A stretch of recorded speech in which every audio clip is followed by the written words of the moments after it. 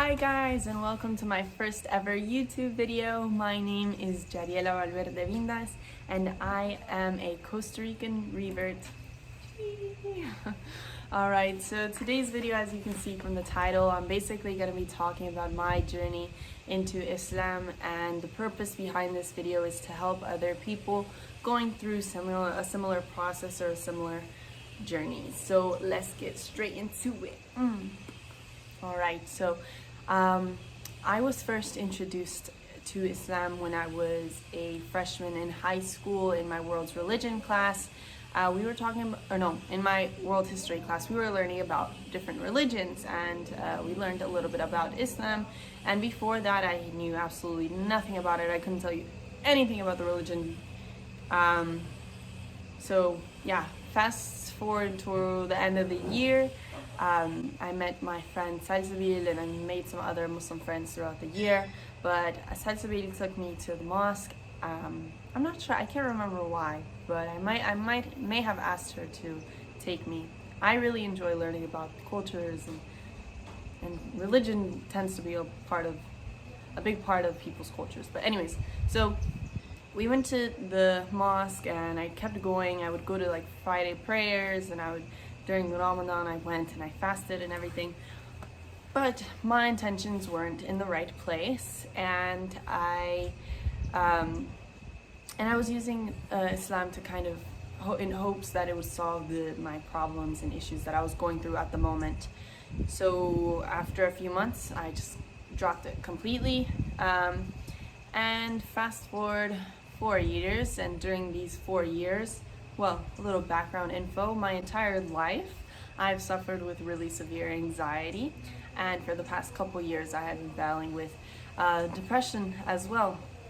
And so during like those 4 years or more, I was dealing with that. But like 2019 and 2020, that was my year, if you know what I mean. Yeah, I was going through it.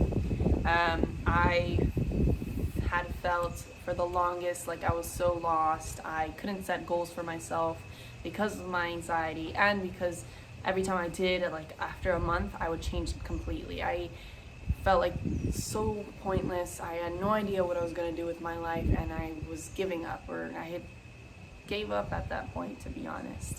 And so, like I said, we fast forwarded 4 years later, 2020, I met a guy. Yeah, a dude. So this guy, he brought up the question to me. He asked me what I thought about Islam, and I was like, I gave him a horrible answer, I'm not gonna lie. I didn't even give him a proper response. And it's because during that time that I learned about Islam, I never really took the time to learn the core beliefs and the teachings of the religion. So I had no answer, and that stuck in my head. So when I went home, I went on YouTube and I started watching videos and trying to learn about Islam. And from that moment, I couldn't stop. I would stay up 2 to 3 a.m. in the morning watching videos, and I was just so interested in it. And so a little while after that, I hung out with my friend Arad. I hadn't seen him in about a year or so, and for some reason, something inside of me was like, bring up the fact that you're interested in Islam. And I hadn't told anyone at this point, like nobody knew. And I did, and turns out my boy was Muslim too, and I was like, oh my god, no way. So we had a really great conversation. He gave me some books to read, and that helped a lot. And then fast forward like 2 days, I was at home. It was 4 a.m. and it's really weird, but I had this dream. I don't know if it was a dream to this day, but I swore I woke up and I was looking out the window, and then all of a sudden something was on top of me and it was choking me, and I couldn't breathe, and it was telling me like not to believe in God, that he couldn't help me, and all these horrible things. And in my head I was trying to pray, like I felt it in my heart that I was trying to pray, but I couldn't get the words to my head, and I knew like that was the only way to protect myself, or that I would like make myself feel better in that moment. I couldn't get the words to my head, and finally I did, and it disappeared, and I started crying, whatever. I went to my parents' room. My mommy had to sleep with me, but I couldn't fall back asleep. And then in the morning, once I calmed down, I realized, I think that was like my sign. I thought about it and I was like, I think I want to convert. Like, this is my sign, I want to convert. And so about a week after that, I hung out with my friend Haula Hager, and I hadn't seen her in like 4 years or 5 years, to be honest. And she's Muslim too, so I brought it all. I told her about all that stuff, and she was like, girl, it sounds like you've accepted Islam into your heart. And I was like, for real? And yeah, we had a great conversation as well. And it was nice hearing somebody say that, and kind of scary too, because like, have I really? And so during all this time, by the way, I'm in the States. And then a few days after hanging out with her, I moved to Costa Rica. I moved to Costa Rica. I kept learning as much as I could on my own, trying to learn how to pray and things like that, because I'm still to this day, I'm struggling. But there's not obviously a big Muslim community in Costa Rica, but I tried to reach out to some people so I could recite my Shahada, because I really wanted to, and I felt like, you know, I still didn't know a lot, but I didn't want to wait any longer either. It feels like there should be like a step-by-step process for these kind of things, but there's not. You can go into the religion not knowing a lot or knowing everything. In my case, not knowing a lot. But I went to the masjid in San Jose and I recited my Shahada, and it was amazing, and I made a really awesome friend that day as well. And so yeah, I guess that's the beginning of my whole journey, how I was introduced to Islam and everything. So there's a few things I also want to mention, because lately I've been struggling.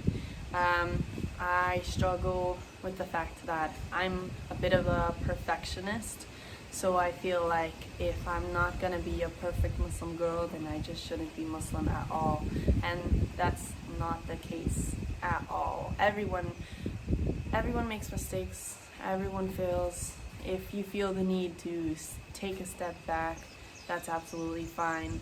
I'm kind of scared of doing that, because I'm scared of disappointing people, and I'm scared of what other people will think, but it really doesn't matter what other people are gonna think. You're always going to disappoint people. I do all the time. And people are always gonna have something to say. People are always gonna be judgmental, and people are always, what I've struggled with a lot, people judging me for my past, because yes, I've made a lot of mistakes in my past, but you know what the great thing about reciting your Shahada is? When you recite your Shahada, you are forgiven of all your sins. God forgives you for everything that you have done before that moment. So it's like a fresh slate for you. You're good to go. So don't worry about the things that you've done in the past. When you ask God for forgiveness, and recite your Shahada, He has forgiven you for those things. So move on, move forward. Stop worrying about what other people think or what other people say. Like I said before, they're always gonna have something to say, whether you cover your hair or not. Because sometimes I do, and people are like, why are you covering your hair? Sometimes I don't. People are like, aren't you Muslim? Why aren't you covering your hair? People always got something to say. And let's see. The last thing I want to leave you guys with, and the most important thing, because yesterday I had my friends remind me, because sometimes you lose track of what really is important. But remember, what the most important thing is your relationship with God, and staying true to Him, and staying true to yourself, and always having the right intentions for anything you do. It'll make life so much easier. And another thing that I wanted to mention, because a lot of people always question like, what motivates you, what motivated you to like continue your journey into Islam? The moment I started to learn about it, I felt a change in my life, in my mental health, in my my overall well-being. I was no longer having those thoughts of like, I hate my life, what do I do? I was grateful. I woke up grateful every morning. I was happy to be here. I was happy to be alive. I was grateful to God for everything that I had. And I just felt like I was finally becoming that person that I always wanted to become, but it felt like I could never do it. So of course I wanted that, like, motivated me to continue. That's the best motivation. Like, you just see and feel yourself grow. And it's been amazing. And I hope that Allah helps all of you that are going through this same journey and makes this an easy journey for all of you guys. So thank you for joining me today. And on side note, I'm going to be making a lot of different videos about a lot of different stuff. So be on the lookout for that. And now, see you later, alligator. Peace out.